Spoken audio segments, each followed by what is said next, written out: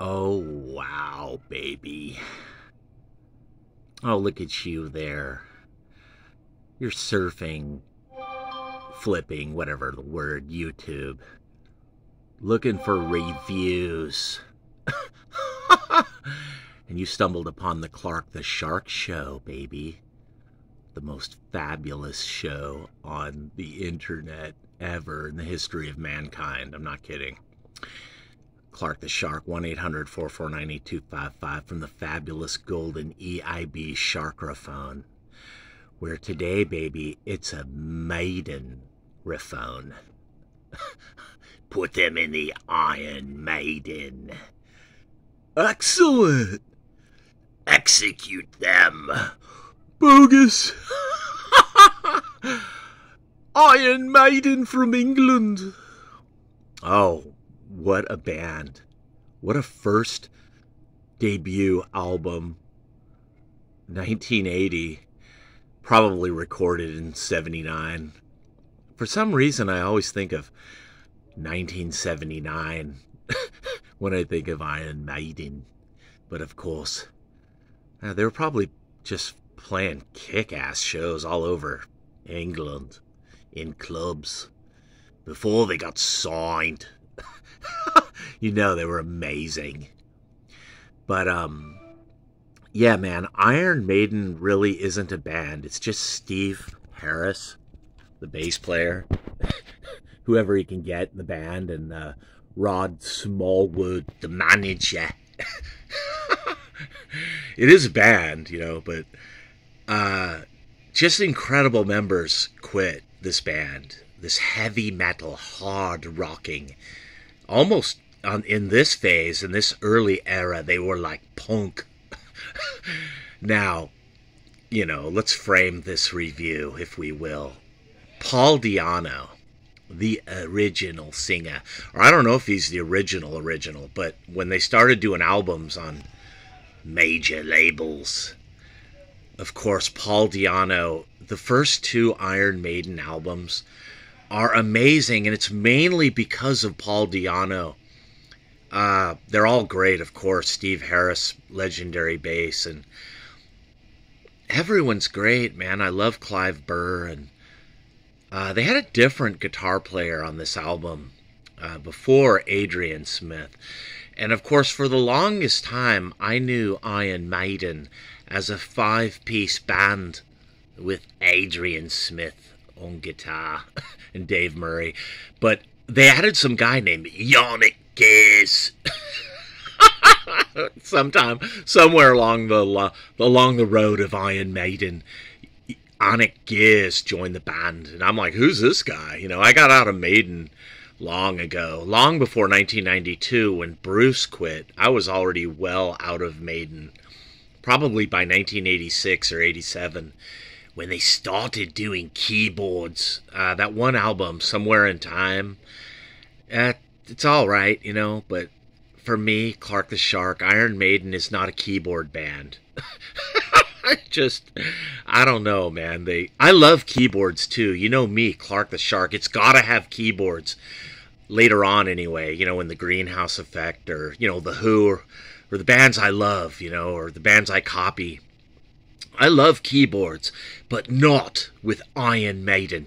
You don't ever put keyboards in the Iron Maiden. No. And we're on, today I would like to call it Little Sharky's Underground Garage, but I can't. This is Sharky's Excellent Adventure with Iron Maiden. And the first album, Paul Di'Anno. Man, dude. Steve Harris. Dave Murray. Clive Burr. They're great. And, oh, Eddie.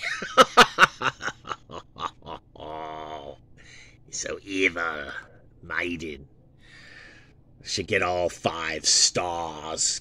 Course, give 5 stars. Who gave it 4? Rolling Stone. Rolling Stone didn't even review it. Cowards. 1-800-449-8255. Prowler. Now, if you're a kid today born in 2001 and you're 22, I want you to go buy Iron Maiden's first 2 albums and listen to those for about a year before you listen to Bruce. Because Bruce Dickinson's a hell of a singer, but I just don't hear him being a prowler. Remember Tomorrow. Awesome. I don't really like Running Free because Bruce Dickinson, he puts his pants on one leg at a time. I don't like Running Free. I don't like that song, but it's all right, you know. Paul Di'Anno sings it better. The Phantom of the Opera. This whole album, side 1, is amazing metal, new wave of British heavy metal or hard rocker. I hate categories and genres. I just call it rock and roll. To me, like the Sex Pistols, Black Flag, and Iron Maiden are the same thing, and Van Halen and the Beatles and the Who. It's all just one thing, man. I hate categories because me, Clark the Shark, I would just show up at any show, and people would be like, look at this guy. Yeah, he needs to get a mohawk, you know, long hair. He's got to fit in. I did not want to fit in anywhere. But I fit in, baby, at Maiden when I'm playing this album. And of course, you know I bought this down at Go Boy Records.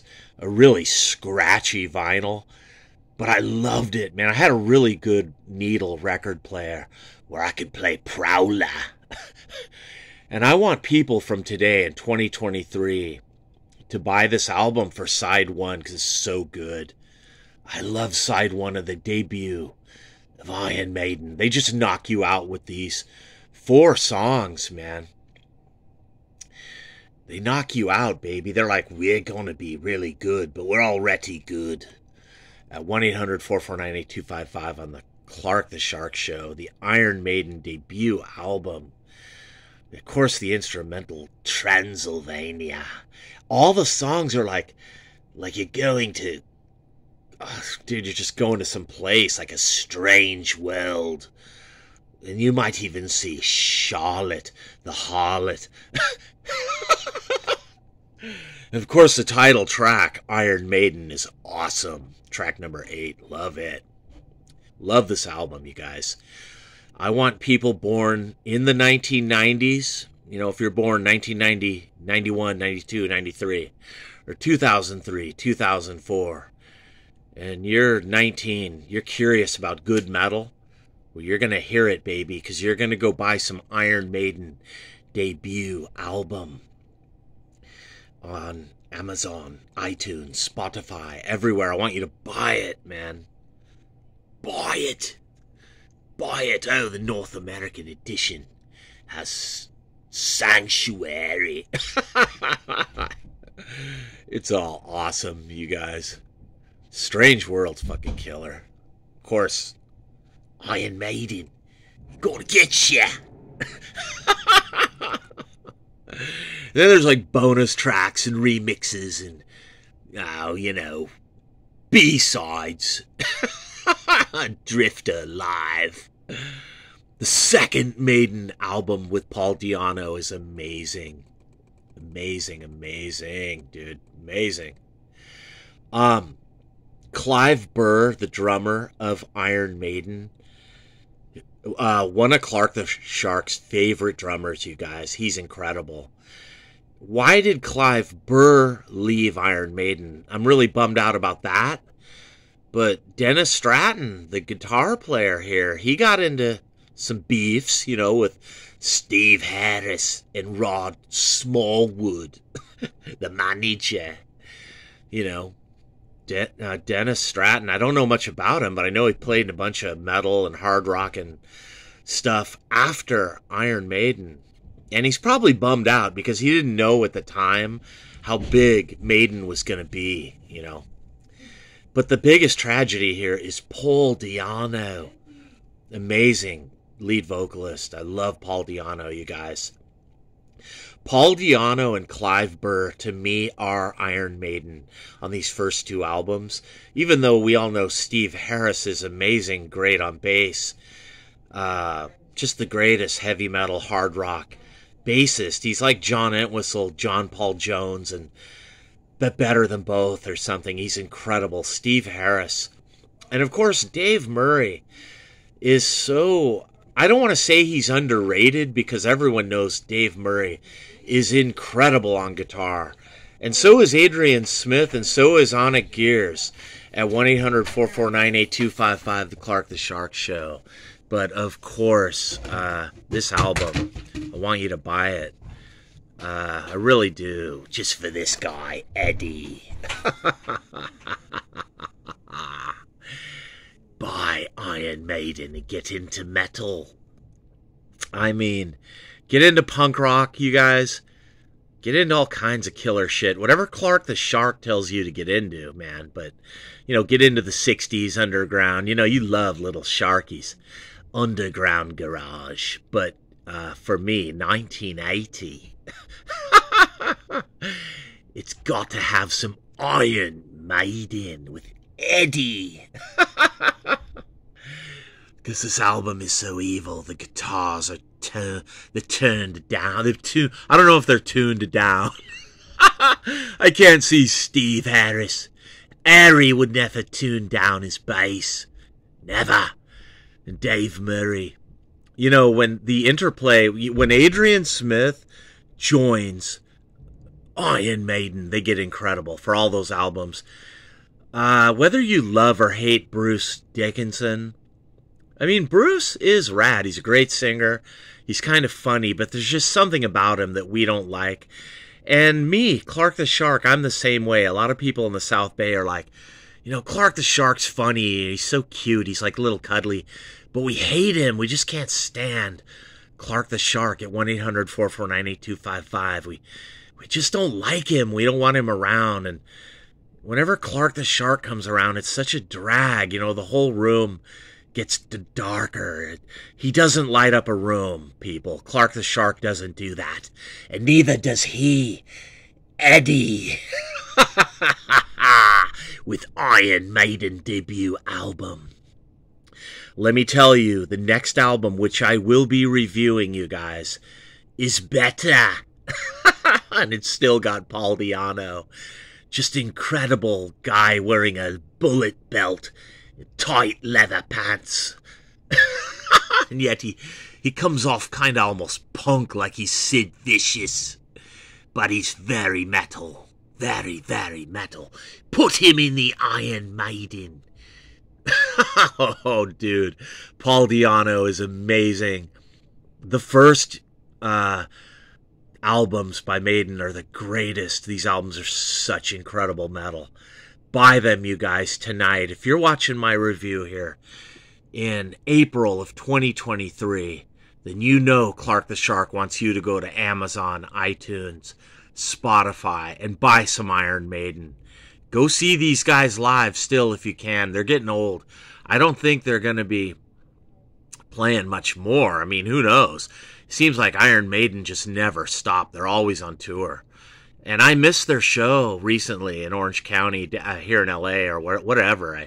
I just don't care, you know, to go to concerts and pay $400 to see a concert. You know, it's just stupid.